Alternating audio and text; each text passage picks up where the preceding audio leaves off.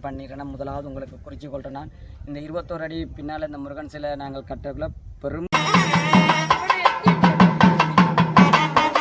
நிறைய உழைத்திருக்கின்றார்கள். ஒரு சிலர் சமாதி அடைந்து பார்த்து கொண்டிருக்கிறோம் பழைய முருகண்டி பிள்ளையார் ஆலயம்.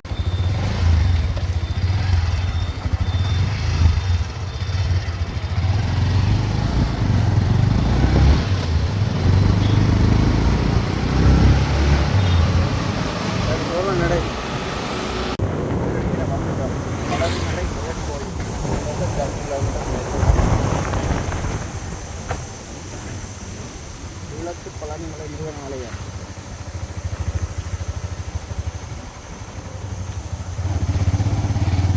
என்ட்ரன்ஸுக்கால உள்ள போய் கொண்டிருக்கிறோம் நுழைவாயிலுக்குள்ளால.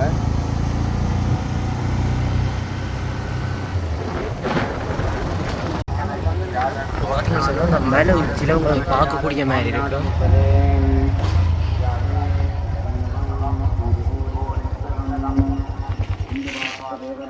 நீங்கள் சொன்ன அந்த ஆலயத்தினுடைய அந்த நுழைவாயிலில் வந்துட்டோம் அந்த மலை மாதிரி ஒரு அமைப்பில் உங்களுக்கு அந்த முருகன் சிலை தெரியும். நீங்கள் பாருங்கள், நான் ஜூம் பண்ணி காட்டுறேன்.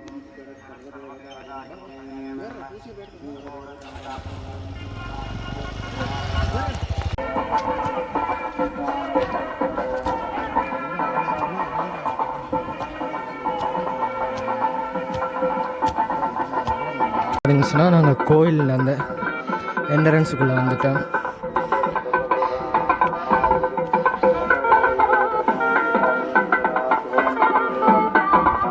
இருந்தால் அந்த வியூவை பாருங்க.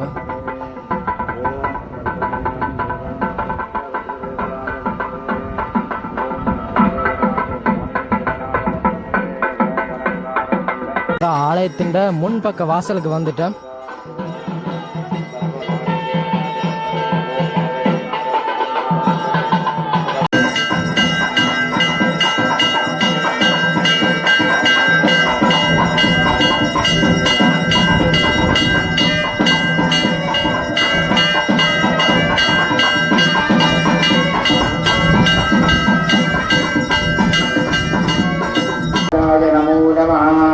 राजाधिराजाय प्रसज्य सागिने नमो भजम् वैश्रवणाय ऊर्ध्वकेशमे कामान् गन्तद्वारां दुरादिशान्त्य विश्रान् देवता ऊलस्तु परमिमुरुगन् सन्निधोपकालीत्यर्थः श्रीदेवता अलङ्कार उत्सवकालीत्यर्थः त्रिभुवननक्षत्र पर्यन्तकालीत्यर्थः दीक्षोत्सवकालीत्यर्थः वरावर्षनाम संवत्सरः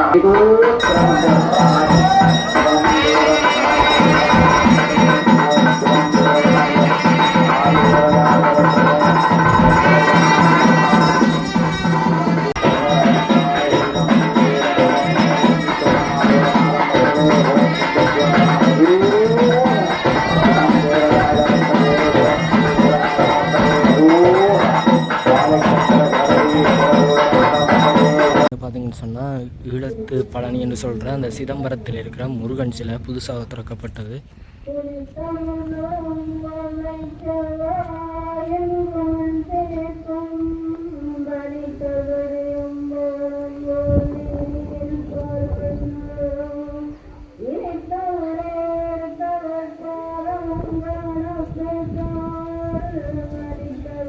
சுற்றி வர பார்த்தீங்கன்னு சொன்னால் சின்ன சின்ன பாறைகள்லாம் இருக்குது. அதாவது வவுனியாண்டாலே கல் தான்.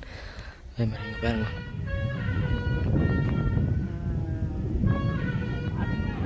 அதுக்கு மேலே முருகர் இருக்கிறார்.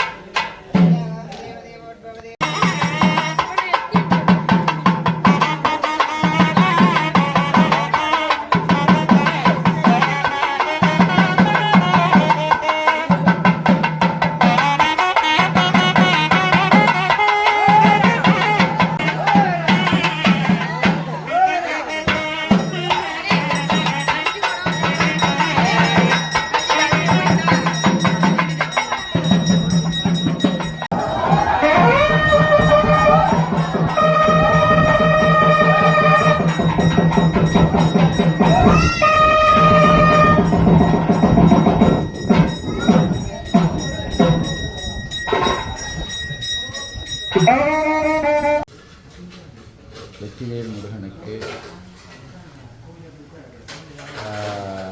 இவ்வாலயமானது 1996ஆம் ஆண்டு காலப்பகுதிக்கு பின் யுத்த காலத்துக்கு, அதாவது இடம்பெயர்வுக்கு பின்பு இந்த ஆலயமானது இங்கு வந்து சில அடையாளங்களை கண்டு, முருகனுடைய அடையாளங்களை கண்டு இந்த ஆலயம் வந்து உருவாக்கப்பட்டுள்ளது.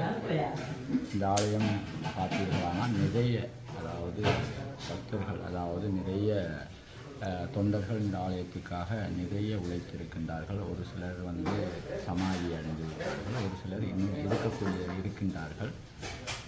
இவர்கள் பார்த்தீர்களானால் இன்னும் இந்த ஆலயத்தினுடைய வளர்ச்சி பரிமாணங்களில் பல உதவி திட்டங்களை அல்லது ஒத்தாசைகளை வழங்கி வருகின்றார்கள். அந்த வகையில் இவ்வாலயம் அதாவது இந்தியாவில் பழனிமலை, இலங்கையிலே ஈழத்து பழனி முருகன் என பெயர் அழைக்கப்படுகின்றது. இவ்வாலயம் சில பக்தர்களுடைய மிக கஷ்டத்தின் மத்தியிலே இவ்வாலயத்தை வந்து மெருகூட்டியுள்ளார்கள், அதாவது அபிவிருத்தி பணிகளை, திருப்பணிகளை செய்துள்ளார்கள். அந்த வகையில் இன்னும் இந்த ஆலயமானது இன்னும் பல அபிவிருத்திகளை அடைய வேண்டியுள்ளது. இவ்வாலயம் வந்து வடமாகாணத்தில் பார்த்தீர்களானால் மிக உயர்ந்த மலை மீது அமர்ந்திருக்கின்றது. கிட்டத்தட்ட 422 படிகளை கொண்ட மலை, கிட்டத்தட்ட 300 மீட்டருக்கு மேல் உயரத்தில் உள்ள இந்த மலையானது மிக அற்புதமான மூலிகைகளை இங்கு மலையில் பார்க்கலாம். நாங்கள் இங்கு இருக்கக்கூடிய காற்றுகள், அதாவது மகரந்த காற்றுகள் வந்து இங்கு சுவாசிக்கும் பொழுது இங்கே பலதரப்பட்ட நோய் பீனிகள் அகன்று போகின்றது. இங்கு இருக்கக்கூடிய முருகப்பெருமான் கிட்டத்தட்ட ஒரு மனிதனுடைய உயரத்திலே இங்கே காட்சியளிக்கின்றார். முதலிலே நாங்கள் இயற்கை வழிபாடுகளை தொடர்ந்து, வேல் வழிபாட்டை தொடர்ந்து, அதன் பின்பு உருவ வழிபாட்டை நாங்கள் இங்கே செய்கின்றோம். இங்கு குறிப்பாக பூசகர் வழிபாடும், பூசகருடைய பூசை செய்கின்ற பணிகளும், அந்தணர்களுடைய பூசை செய்கின்ற பணிகளும் இங்கே நடைபெற்று வருகின்றது. இங்கு புலம்பெயர்ந்த நாடுகளிலே இருக்கக்கூடியவர்கள் இவ்வாலயத்தை பார்த்து இங்கு இருக்கக்கூடிய அபிவிருத்தி பணிகளை மேலும் செய்வதற்கு ஒத்துழைப்பு வழங்க வேண்டும். நாங்கள் ஒன்றை குறிப்பிட விரும்புகின்றோம். நிர்வாகம் என்பது காலத்தின் தேவை கருதி மாற்றங்கள் செய்யப்படும். ஆனால் பக்தர்களும் உபயக்காரர்களும் நிரந்தரமாக இங்கே தொடர்ச்சியாக இந்த பணியிலே இருக்கின்றார்கள். ஒவ்வொரு ஆண்டுகளிலும் ஒவ்வொரு பணிகளை இங்கே ஒவ்வொரு நிர்வாகத்தினரும் வரும்பொழுது செய்து வருகின்றார்கள். அற்புதமாக, அழகாக இந்த ஆண்டு பார்த்தீர்களானால் அற்புதமான ஒரு 21 அடி முருகன் சிலையை வந்து இங்கே அமைத்திருக்கின்றார்கள். இந்த வருடத்துக்கானது அபிவிருத்தியில் இங்கு பல அபிவிருத்திகளை செய்யும் பொழுது நாங்கள் குறிப்பாக இங்கே வந்து சாதாரணமாக 50,000 செய்யக்கூடிய ஒரு திருப்பணியானது கிட்டத்தட்ட 1 லட்சம் ரூபாய் தேவைப்படுகிறது. ஏனென்றால் அதை அடிவாரத்திலிருந்து இங்கே மேலே கொண்டு வந்து செய்யும் பொழுது அந்த பணியானது அதிகமான பணங்கள் தேவைப்படுகின்றது. ஆகவே இதையெல்லாம் கருத்தில் கொண்டு இங்கே வருகின்ற பக்தர்கள் எங்களுக்கு மிகவும் நிறைய உதவிகளை செய்கின்றார்கள். அடிவாரத்திலிருந்து பூசைக்கான பொருளாக இருக்கட்டும், திருப்பணிக்கான பொருளாக இருக்கட்டும், அல்லது கட்டுமான பணிகளுக்கான பொருட்கள் அனைத்தையுமே இங்கு கொண்டு வந்து தருகின்றார்கள். அவர்களை நாங்கள் என்றும் மறப்பதில்லை.